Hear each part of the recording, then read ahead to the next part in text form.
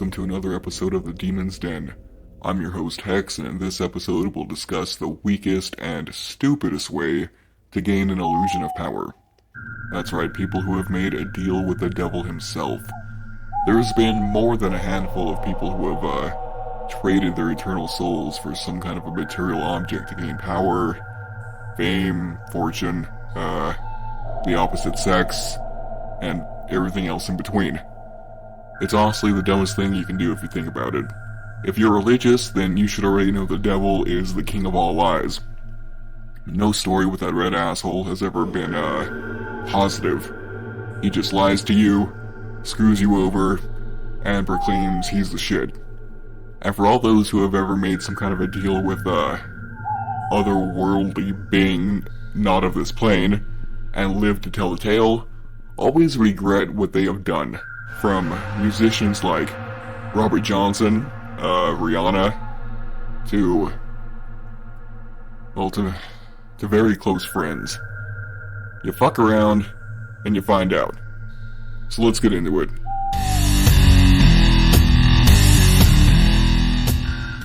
So, selling your soul to the devil has always been a thing.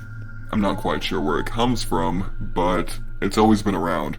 We've seen it in movies, TV shows, read it in books, and honestly, I don't know what he does with these souls. He just kinda uses them in some way.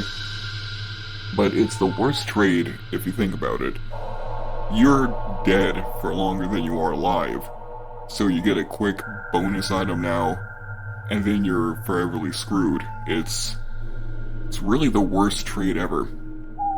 One of the most famous examples of a person who made a deal with the devil is the musician Robert Johnson. Johnson was a blues guitarist who lived in the early 20th century and is regarded as one of the greatest musicians of all time. According to the legend, Johnson met the devil at the crossroads, where he traded his soul for the ability to play guitar like no one else. He is the famous guy who met the devil at the crossroads in order to make the deal. That's what the story comes from. Despite his untimely death at the age of 27, his legacy has lived on and has inspired countless musicians who have followed in his footsteps. This is also where the rumored 27 Club's origins are. You know that club that says when you're famous, you're like outrageously famous for some reason, but by 27 you're out. It's happened to so many celebrities in the past. This is where it came from. This is where the origins of that story came from. So people believed, or it's theorized, that people that have died that we know, like celebrities, that have died at 27, who became outrageously famous out of nowhere, actually sold their soul. So that's why they died at 27. That's what the 27 Club is.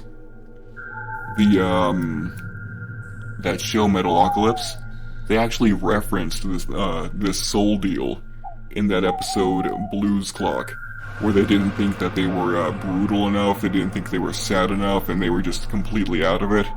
So they went to go learn the blues, which was, according to them, the most depressing music ever. And in order to become a real blues artist, they had to sell their souls at the crossroads, which they couldn't even do that right, so it was cool to see that referenced in a TV show that I watch quite often. So there are countless celebrities who may or may not have sold their souls for fame and glory, but one in particular very much caught my eye. Now everybody knows about Rihanna, and there's a song of hers called Consideration, and in it are the lyrics which I'm about to say here. When I look outside my window, I can't get no peace of mind. Let me cover your shit in glitter. I can make it gold. Gold. Heard you're trying to sell your soul, baby. Heard the secret, you're running low lately. From these lyrics and from the music video itself, it shows something dark, something we're not expecting to see out of someone like Rihanna. At least I wasn't expecting it anyway. And it just makes me think, as well as others that also believe it as well, that she absolutely sold her soul, and she's regretting the decisions that she made. And you know, it seems like musicians are the ones who sell their souls the most. I've seen movie stars talk about it, I've seen the TV actors, I've even seen a few authors talk about it. But it seems to be the musicians that want to play guitar really good or want to sing really well, and they're the ones who sell their souls the most. And it seems like once you become famous with that skill, then comes the money, then comes the women, then comes everything else that I guess you had to pick from. But all in all, it's still not worth it.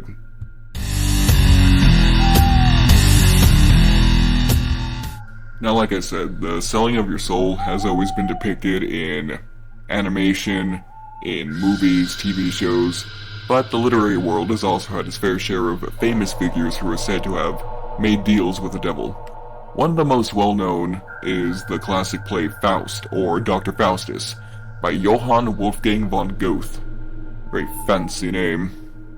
In the story, the main character Faust makes a deal with the devil. He's called Mephistopheles in the play, in exchange for knowledge and power. The story has been adapted and retold countless times over the years and remains a popular tale to this day.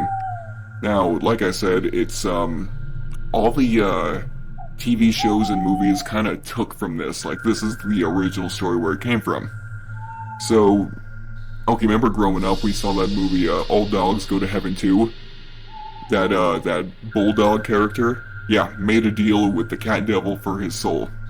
And I always thought it was funny how the dogs were the gods and the cats were devils. Because cats are little demons, let me tell you. You remember the movie Pumpkinhead? God, what was his name? It was, Ed Harley. That's the way the witch said it. Ed Harley. Yeah, his son got killed by those people that were dirt biking, and he pretty much sold his soul to get Pumpkinhead to rise up and kill those kids. The movie Bedazzled, the one in 2000 and the one in 1967. It's about how, that guy wants to get his wishes granted, but in exchange for his soul. Yeah, it's always been a thing. And by the way, if you haven't, read Dr. Faustus, or even heard about it, just a spoiler alert, let's just say at the end he doesn't make it. Like, I'm not sure how a demon is supposed to do the collecting of a soul. Like, you would think, like a big fire hole would open in the ground and you just kind of fall in like and drag me to hell. But in this story, when people go to check up on Faust, they find just splatters of blood and pieces of him everywhere. So they came for his soul in a very, very violent manner.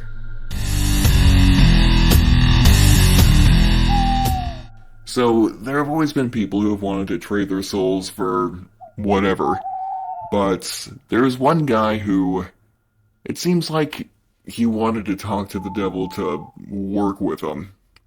Born in the 1870s in England, Mr. Alister Crowley was one character in the 20th century.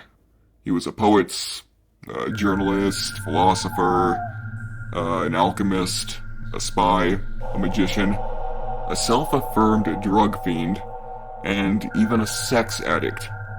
He was known as the wickedest man in the world, and was also known as the Great Beast. He founded the Order of, I think I'm saying this right, Thelema, which is a semi-satanic cult whose famous edict was, "Do what thou wilt. Do what thou wilt." Crowley is, how do we put this? He was to the occult as fish are to water. So if you're dabbling in anything that's dark and evil, it's most likely that Crowley was there first. He traveled a lot, he was learning all about different kinds of religions and whatnot, and his most famous marker, the thing that everybody goes, that's the evil Satan guy right there, was that he famously made a deal with the devil. Now see, that's what we've been told, but what actually happened is that this guy was trying to summon his holy guardian angel, and in order to do that, he decided to do a black magic ritual that would take him 6 months, and nobody had actually done this ritual because the introduction to the ritual states that nobody should perform it, because this ritual is you summon the 12 kings and dukes of hell, and then you bind them together, and then you gain command over them. That's some twisted anime shit that you just don't do. Now, he didn't finish the ritual. He decided to save it for another day. But after about 2 years, he went back and he actually came in contact with this, quote, holy guardian angel. And over 3 days, he heard a disembodied voice in his head that dictated the book, The Law to Crowley. Or, God, what was it called? The Book of the Law to Crowley, which was his book of the way you should live. So it sounds like something more than a simple conversation with the devil. It was more of like a mega house party with the devil. So sometimes you hear people say they sold their souls to the devil, but that doesn't actually mean that they legit gave their souls away to Satan. It means that they left everything that means everything to them behind to go after a goal that was completely selfish. So, like, there was a documentary about this guy called The Guy Whose Arms Exploded, about this guy who was just doing insane amounts of steroids. So he was using steroids to get to his goal of becoming a giant monster beast man. And at the end of the documentary, he says he sold his soul to the devil.